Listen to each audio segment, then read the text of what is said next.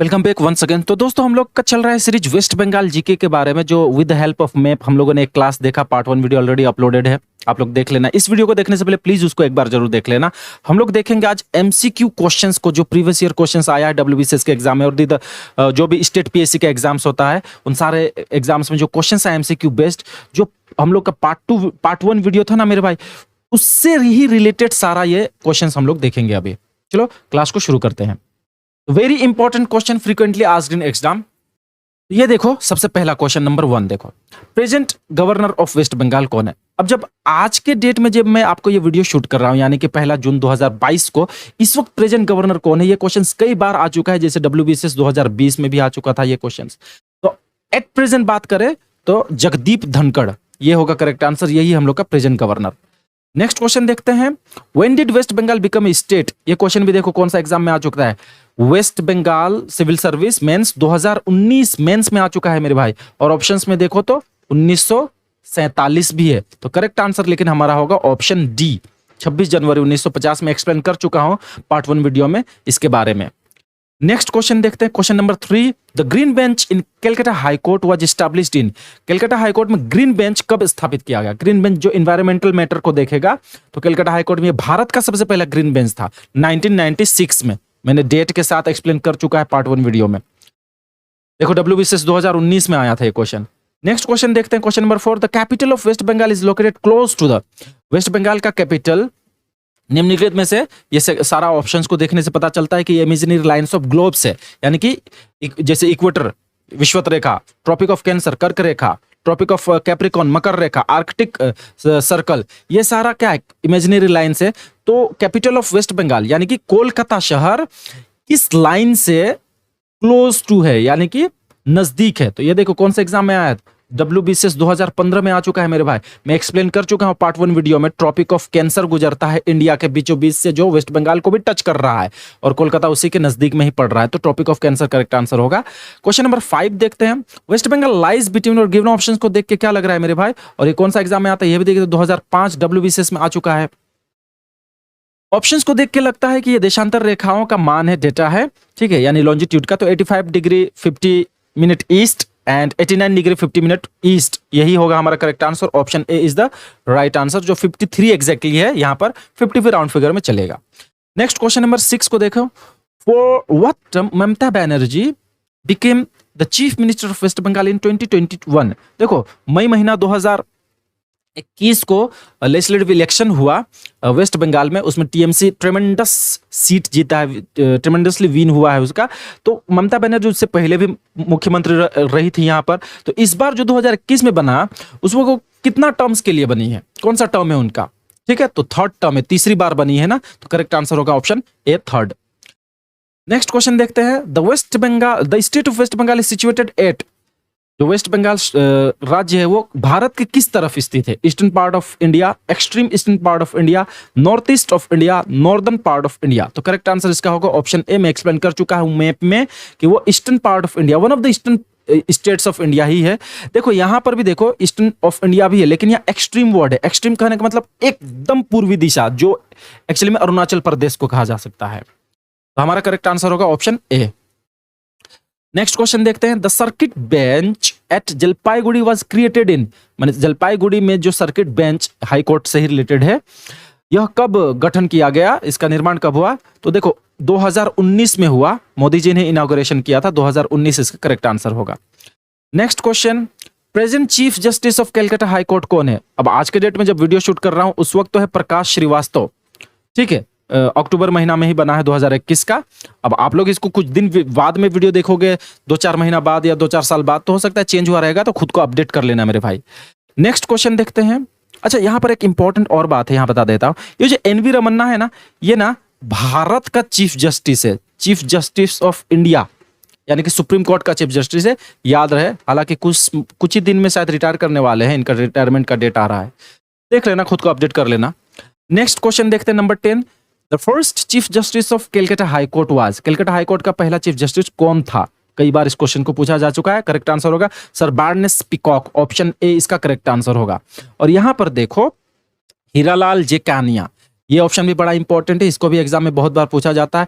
ये था first chief justice of India यानी कि सुप्रीम कोर्ट का पहला चीफ जस्टिस था इंडियन में से, ठीक है, हीरालाल जी कानिया, याद रहे।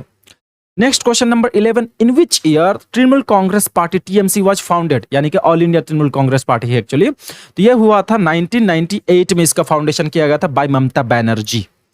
नेक्स्ट क्वेश्चन देखते हैं number 12, the jurisdiction of which of the following high court extends to the union territory of Andaman and Nicobar, बोल रहा है कि अंडमान और निकोबार द्वीप समूह तक फैला हुआ कौन सा हाई कोर्ट का अधिकार क्षेत्र है? ऑब्वियसली कलकत्ता हाई कोर्ट का है। और केरला हाई कोर्ट का जुरिडिक्शन कौन सा यूनियन टेरिटरी में पड़ रहा होता है?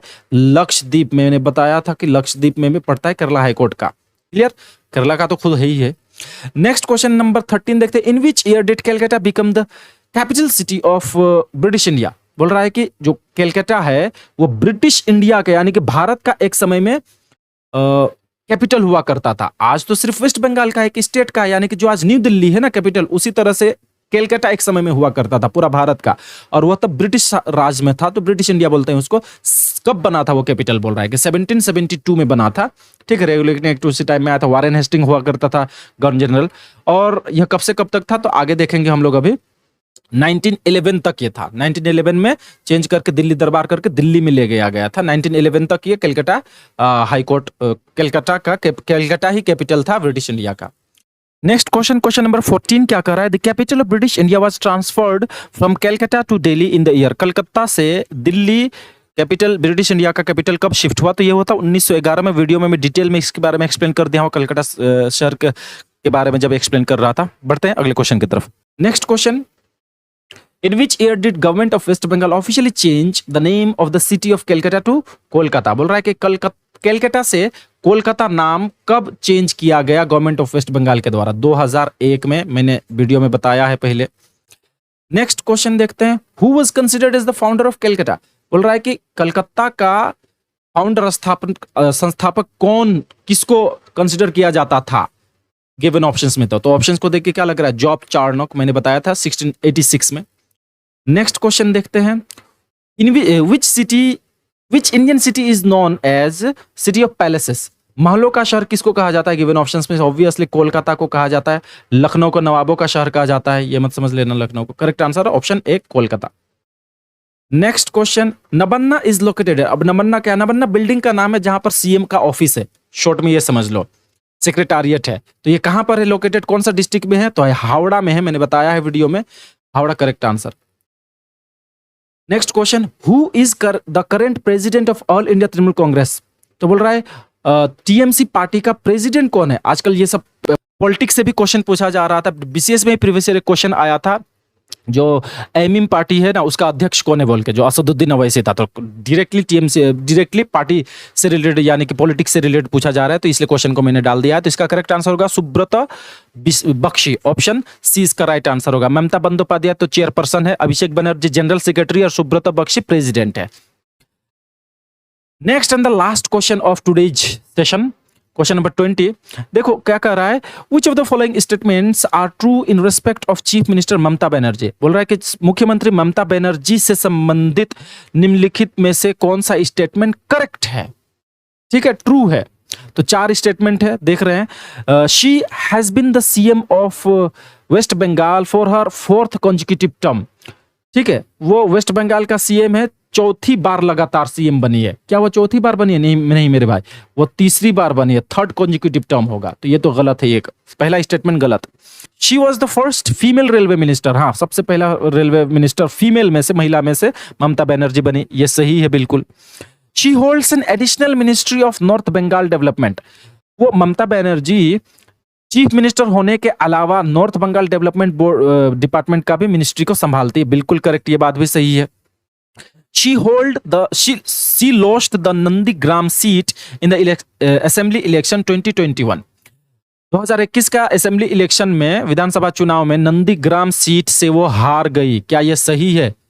बिल्कुल सही है बात। लेकिन यह एक इंटरेस्टिंग बात है मेरे भाई, अगर वो हार गई तो फिर सीएम कैसे बन गई? तो मैं बता देता हूं। दरअसल हार जाने के, इलेक्शन हारने पर भी कोई सीएम या पीएम बन सकता है, बशर्ते कि 6 महीने के अंदर उसको बाईपोल इलेक्शन में कोई भी वैकेंट सीट में, खाली सीट में फिर से इलेक्शन करना, लड़ना होगा और वहां जीतना होगा उसको। तो ममता बनर्जी नंदीग्राम सीट से तो हार गई इलेक्शन में।